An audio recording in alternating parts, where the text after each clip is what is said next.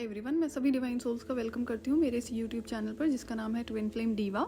और आज का टॉपिक है कि वो कौन कौन सी तरह की माइंड गेम्स होती हैं, ट्रिक्स होती हैं, मैनिपुलेटिव वेज हैं जो कार्मिक फैमिली यूज़ करती है ट्विन फ्लेम्स को स्टक रखने के लिए, उनको मैनिपुलेट करने के लिए।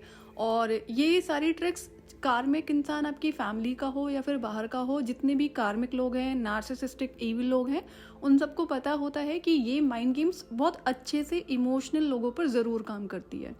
सो वो कौन कौन से तरीके हैं वही मैं इसमें शेयर करूँगी, और तरीकों के साथ साथ सॉल्यूशंस भी शेयर कर रही हूँ कि इस सिचुएशन में आपको करना क्या है। अगर आपकी फैमिली कार्मिक है तो वहाँ ऐसे narcissistic, controlling, manipulative, evil type के लोग भी होंगे जिनका मेन टारगेट ट्विन फ्लेम ही होता है। ऐसे लोग किसी भी तरह का रिलेशनशिप टाइटल होल्ड कर सकते हैं आपकी लाइफ में, जैसे कार्मिक पेरेंट्स, जिसमें दोनों ही पेरेंट्स नार्सिसिस्टिक, इविल हो सकते हैं, कंट्रोलिंग, ईगोइस्टिक, मैनिपुलेटिव हो सकते हैं, या फिर कोई एक पेरेंट हो जो कि मे बी मदर हो सकती है, फादर हो सकते हैं, कोई भी हो। नार्सिसिस्टिक फैमिली मेम्बर ज़रूरी नहीं है कि सिर्फ पेरेंट्स ही हो, सिबलिंग भी हो सकता है या कोई और फैमिली मेम्बर भी हो सकता है, या फिर पूरी फैमिली ही नार्सिसिस्टिक हो, ऐसा भी हो सकता है। ऐसे भी सिनेरियोस देखे गए हैं ट्विन फ्लेम्स की लाइफ में। और ऐसे सिचुएशन में क्या होता है, अगर पूरी फैमिली ही नार्सिसिस्टिक है तो वहाँ पर सिर्फ और सिर्फ एक ट्विन फ्लेम है जो डिवाइन एनर्जी से ऑपरेट करता है, क्योंकि वो खुद भी एक डिवाइन बीइंग है। इस तरह की सिचुएशंस में लाइफ में बहुत ज़्यादा इश्यूज कंटिन्यूसली रहते हैं, बिकॉज कार्मिक पैटर्न्स भी बहुत ज़्यादा हो जाते हैं। आज मैं कुछ पैटर्न्स को शेयर कर रही हूँ। ये कार्मिक पैटर्न्स भी हैं जिन्हें माइंड गेम्स की रूप में यूज़ करते हैं कार्मिक लोग। वो टॉक्सिक साइकिल क्रिएट हो जाता है और उसको एंड आपको ही करना होता है। जो भी इन्फॉर्मेशन आपसे ना रेजोनेट हो, आप उसे इग्नोर कर सकते हैं। ज़रूरी नहीं है कि ये इन्फॉर्मेशन हर ट्विन फ्लेम से रेजोनेट हो, बट जिससे रेजोनेट होती है उनके लिए ज़रूरी है। बिकॉज देखा है मैंने कि माइंड गेम्स बड़ा अच्छे से काम करती हैं लोगों पे, राइट। मुझ पे नहीं करती हैं, बट मुझे पता है, तो इसलिए मैं शेयर कर दे रही हूँ सो दैट आपको समझ में आए और आप अपनी हेल्प खुद से कर सकें। जहाँ ऐसे ईविल नार्सिसिस्टिक फैमिली मेम्बर्स होते हैं, उन सब के लिए ट्विन फ्लेम को परेशान करना सिर्फ एक फ़न होता है, जिसका कर्मा उन्हें इसी लाइफ में भुगतना होता है, ये भी श्योर है। कार्मिक फैमिली का जो माइंडसेट होता है ट्विन फ्लेम्स के बारे में, वो मैं ऑलरेडी एक्सप्लेन कर चुकी हूँ प्रीवियस वीडियो में, आप वहाँ से चेक कर सकते हैं। आज के इस वीडियो में मैं नार्सिसिस्टिक फैमिली मेम्बर्स के तरीके रिवील करूँगी। बाकी डिसीजन आपको ही लेना है, एक्शन आपको ही लेना है, बिकॉज कार्मिक साइकिल आपको खुद ब्रेक करना होता है, ऑटोमेटिकली ब्रेक नहीं होता है। डिवाइन का जो रोल है कि आप इन कार्मिक लेसन्स को पहचानो और उन्हें ब्रेक करो, और ये आपकी ही ड्यूटी है। जैसा कि कार्मिक फैमिली के साथ ट्विन फ्लेम्स ने ज़्यादा टाइम स्पेंड किया होता है चाइल्डहुड से, इसीलिए ईविल नार्सिसिस्टिक कार्मिक फैमिली मेम्बर्स को बहुत अच्छे से पता होता है कि ट्विन फ्लेम को क्या बोलने से इमोशनली हर्ट होगा, क्या बोलने से वो डिस्टर्ब हो जाएगा और लोअर वाइब्रेशन में चला जाएगा। और इस ट्रिक को वो चाइल्डहुड से ना जाने कितनी बार ट्विन फ्लेम पर ऑलरेडी प्रैक्टिस कर चुके होते हैं, और हर बार उनके मन मुताबिक ही ट्विन फ्लेम का रिएक्शन और रिस्पॉन्स देखने को मिलता है। उन्हें इसी रीज़न से बहुत ज़्यादा कॉन्फिडेंस भी आ जाता है कि जो वो चाहते हैं, जैसा वो चाहते हैं वैसा होता आ रहा है और होता रहेगा, ऐसा उन्हें कॉन्फिडेंस रहता है। अगर आपके साथ ऐसा होता है तो अब टाइम है चेंजेस का। रिपीटिंग पैटर्न्स को नोटिस करो। अगर ऐसा होता है तो उस इंसान की ऐसी बातों पर रिएक्ट करना और रिस्पॉन्ड करना बंद कर दो। पहली बार तो उसे शॉक ही लगेगा और वो फिर से ट्राई करेगा सेम पैटर्न को कि आखिर इस बार पहले जैसा रिएक्शन और रिस्पॉन्स क्यों नहीं दिया आपने। उसे यकीन ही नहीं होगा। उस इंसान के रिएक्शन को भी आपको ऑब्जर्व करना है। जब उसको समझ में आएगा कि भाई इस बार ये टैक्टिक काम क्यों नहीं कर रही है, तो वो फिर से कुछ ना कुछ ऐसी हरकत ज़रूर करेगा। आपको क्या करना है, परमानेंटली ऐसे इंसान के ऐसे इंसान की बातों पर ना तो कोई एक्शन लेना है, ना ही कोई रिस्पॉन्स करना है, ना ही कोई रिएक्ट करना है। इस तरह से क्या होता है, इससे क्या होगा, उस इंसान का जो आपके इमोशनल मेंटल लेवल पर जो कंट्रोल है वो ख़त्म हो जाएगा। दूसरा, उनकी प्रॉब्लम्स या फिर कोई बेनिफिट, हेल्प और सपोर्ट को मैनिपुलेटिव वेज में इस तरह से शेयर करना जिससे उन्हें आपसे डायरेक्टली कहकर भी हेल्प ना मांगनी पड़े और आप उनकी हेल्प भी कर दो। और ये ऐसा क्यों करते हैं, ताकि इन फ्यूचर में कभी आप बोलने लायक रहो कि भाई आपने इस तरह की हेल्प इनकी करी थी, तो उस वक्त आप उनको ये जवाब ना दे पाओ। उनका रिप्लाई होगा कि हमने कोई हेल्प मांगी थोड़ी ना थी आपसे, आपने तो खुद ही करी थी। इन्होंने आपसे हेल्प मांगी तो नहीं थी। सो ये इनका मेन डायलॉग होता है, ये इंटेंशनली किया जाता है। सो इसमें क्या करते हैं, जैसे पहले बोलेंगे कि मुझे कुछ काम है, कुछ हेल्प चाहिए या फिर कुछ इंपॉर्टेंट बात करनी है, और आप एकदम से बोलोगे और वो चुप हो जाएंगे और आप एकदम से बोलोगे हाँ हाँ बताओ क्या प्रॉब्लम है। सो ये एक तरीका है, ये एक माइंड गेम है, इससे क्या होता है कि उस इंसान को दोबारा बोलने की ज़रूरत भी नहीं पड़ी, ना उसने अपनी प्रॉब्लम बताई और आपने फोर्स किया। सो वो आपको क्या प्रिटेंड कराते हैं कि आप डेस्परेट हो उनकी हेल्प करने के लिए। सो आप अपने इमोशनल काइंड हेल्पफुल नेचर को समझो। ये एक माइंड गेम्स हैं, ट्रिक्स हैं जो नार्सिसिस्टिक लोग यूज़ करते हैं। ये आपको एंड करना है, अब इस पर कंटिन्यू नहीं होने देना है, राइट। सो उन्हें पता होता है कि ट्विन फ्लेम एक इमोशनल इंसान है और उनके इस ट्रिक को यूज़ करते ही वो खुद ही डेस्परेट हो जाएगा मुझसे पूछने के लिए, नहीं नहीं मुझे बताओ क्या प्रॉब्लम है, मैं कैसे हेल्प कर सकता हूँ, कर सकती हूँ। सो ये इन चीज़ों को आपको एंड करना है।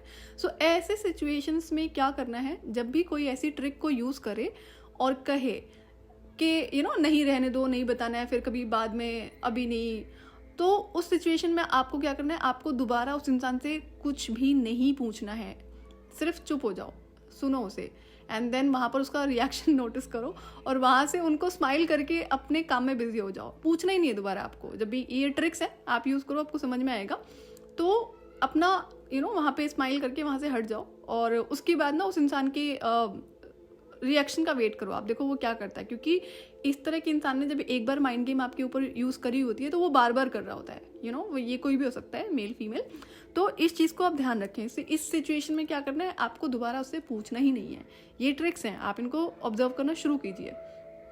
और नार्सिसिस्टिक लोग इस ट्रिक को क्यों ज़्यादा यूज़ कर पाते हैं ट्विन फ्लेम्स पर, क्योंकि उन्हें पता होता है ट्विन फ्लेम्स हेल्पफुल काइंड है, बिन मांगे ही सारी हेल्प कर देता है। और ये आप लोगों का कार्मिक लेसन भी है। आपका हेल्पफुल होना, काइंड होना आपके लिए मुसीबत बन जाए और आपको लोग फॉर ग्रांटेड लेना शुरू कर दें, जो कि होता है। सो इन चीज़ों को आपको सीखना होता है, ये कार्मिक लेसन है और हर ट्विन फ्लेम की लाइफ में ये जनरली देखने को मिलता है। और ऐसी सिचुएशंस होती होंगी ना जहाँ लोग आपसे हेल्प लेते हैं और आपको ही ब्लेम करते हैं कि किया ही क्या है आपने हमारे लिए, या हमने कोई हेल्प मांगी थोड़ी ना थी आपसे। सो ये जो डायलॉग्स हैं, ये ट्रिक्स्टर्स के वर्ड्स होते हैं, सो इनको आपको ध्यान रखना है। तीसरा, कार्मिक फैमिली में जितने भी नार्सिसिस्टिक लोग होते हैं वो कभी भी नहीं चाहते हैं कि आप फाइनेंशियली अबंडेंट रहो, इसलिए वो ट्राई करते हैं कि आप कभी भी सेविंग्स ना कर पाओ। सो वो डिफरेंट तरीके से आपको फाइनेंशियली बर्डन करने की कोशिश करते हैं, फाइनेंशियल बैगेज क्रिएट करने की कोशिश करते हैं। और ट्विन फ्लेम्स को हमेशा फाइनेंसेस में, मतलब फाइनेंसेस कभी सेव ना कर पाए या ज़्यादा अर्न ना कर पाए, और अगर अर्निंग हो भी रही है तो वो सेव नहीं हो पाए, इसकी तरीके अपनाते हैं तरह तरह के। अगर ये कार्मिक फैमिली है, जैसे फाइनेंशियल बैगेज क्रिएट करने के लिए कार्मिक फैमिली कई तरीके यूज़ करती है। जैसे मे बी आपसे कह दिया जाए कि आप उनके लिए लोन ले दो अपने नाम पर। सो अल्टीमेटली क्या होगा, वो आपके ऊपर बर्डन है। इन केस आप अपने लिए कल को कुछ लेना चाहो, कुछ करना चाहो, आप नहीं कर पाओगे क्योंकि आपके पास ऑलरेडी बर्डन है। सो ये एक तरीका है आपको हमेशा एक फाइनेंशियली बर्डन करके रखने का, या फिर उनसे किसी तरह का फाइनेंशियल सपोर्ट आपके थ्रू करवाना किसी दूसरे फैमिली मेम्बर के लिए, किसी और के लिए। ये तरीके होते हैं, they are not helpful people, ठीक है। ये कोई काइंड अच्छे लोग नहीं होते, ये इनके तरीके होते हैं कार्मिक लोगों के, आपको फाइनेंशियली स्टक रखने के। और या फिर कुछ भी इशू या प्रॉब्लम हो गया हो, कोई भी छोटी से छोटी रीज़न के लिए आपसे पे करने के लिए कहना, ताकि आप सेविंग्स ना कर पाओ, जो भी हो वो सब खत्म हो जाए। ये इनका मेन टारगेट होता है। अगर आप ही सिर्फ एक अर्निंग मेंबर हो फैमिली में, सबके लिए करते हो, स्टिल समझ में आता है। लेकिन अगर फैमिली में और भी अर्निंग मेंबर्स हैं तो आपको इन चीज़ों को बंद करना होगा। आपको समझना होगा कि ये कार्मिक पैटर्न है, आपको स्टॉप करना ही होगा। हर बार आप ही क्यों? सो ये सवाल खुद से करो और इनको ध्यान रखना शुरू करो। सो जैसे उनके किसी भी तरह के बिल्स को पे करना, शॉपिंग करवाना, किसी भी तरह के होम लोन्स को आपके नाम पर लेना, क्रेडिट कार्ड से बिल पे करवाना फिर आपको रिटर्न नहीं करना, ये सारे छोटे छोटे तरीके होते हैं, बट अगेन फाइनेंशियली आपको बर्डन करते हैं ताकि आप हमेशा फाइनेंसेस को लूज करते रहें। ये कुछ एग्जाम्पल्स हैं।